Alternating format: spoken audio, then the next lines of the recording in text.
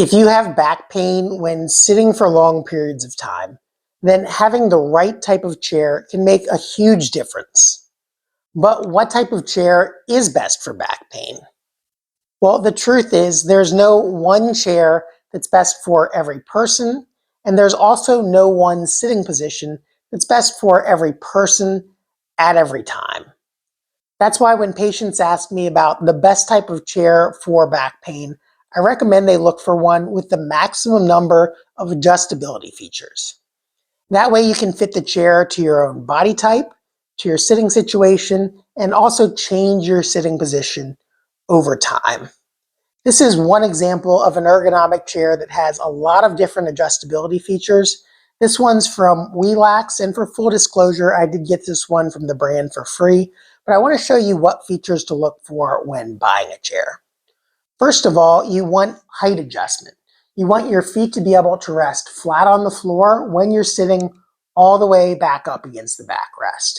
If your feet can't hit the floor, you're more likely to move forwards, and having a supportive chair is absolutely of no value if you don't sit back and rest your back up against the backrest. So you want to make sure you're sitting all the way back in the chair, leaning back and relaxing into the backrest, and having the chair at a height that allows your feet to adjust the floor. So this one, you pull the handle up, it moves up, you push the handle down while sitting in it, and it moves down. It's also important to be able to adjust the recline angle of the chair. There was a radiological study done back in 2006 that did MRI images of people sitting in both a 90-degree upright position as well as a 135-degree recline position. And many people believe that it's good to sit up tall and bad to slouch or lean backwards. But actually what the researchers found is there was less stress on the spine in the reclined position. So you can unlock this one and lean back. It moves through a wide range of motion. Or if you want to lock it in a certain position, you just push the handle back in and lock it in that position, and then it'll stay there. To bring the chair back upright, you just pull the handle back up, it comes back up, and you can lock it back in place. Another good feature with this one is that it has a footrest, which I actually haven't seen in a lot of office chairs, but it's nice to be able to put your feet up if you are on a conference call, or be able to recline and sit back like that on a conference call. When I'm at home, I actually like to work in the recliner on my laptop a lot. And to show you how to do that, if you're sitting in a recliner or a chair like this, you want to bend your knees up. That way you aren't in an arched back position. It helps keep you pressed all the way back into the backrest where you're still reclined like this. Gravity's pushing down on you instead of compressing vertically through you.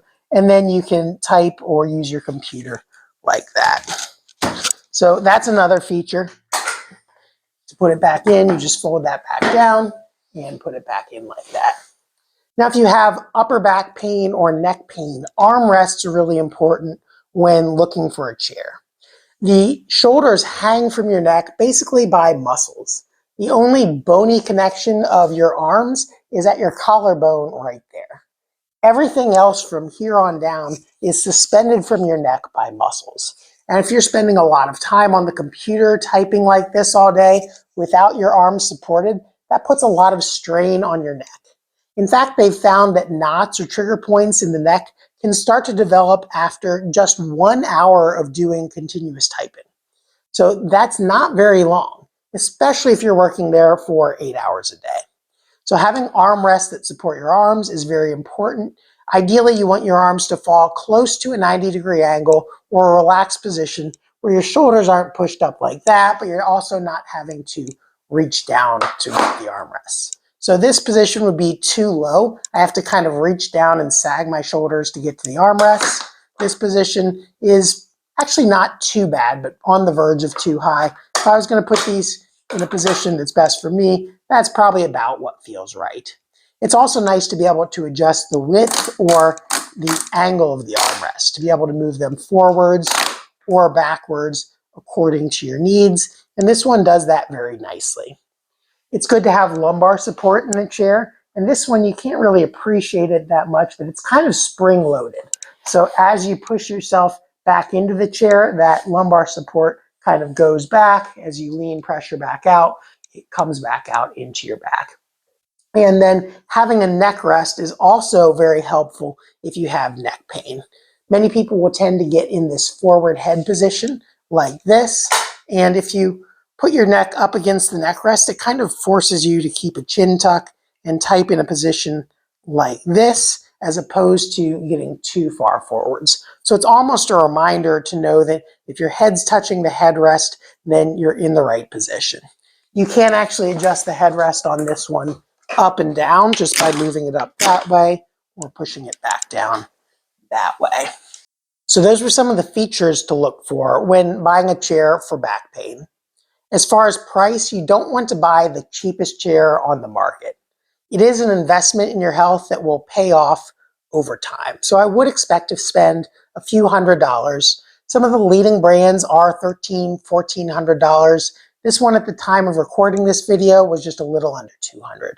And you can get 10% off using the discount code that I'll put in the description below. If you'd like more tips to relieve lower back pain, check out this playlist over here. But before you go, if you found this video helpful, make sure to give it a like and subscribe to our channel so you can get notified of our future tips. Thanks for watching, and I'll see you in the next one.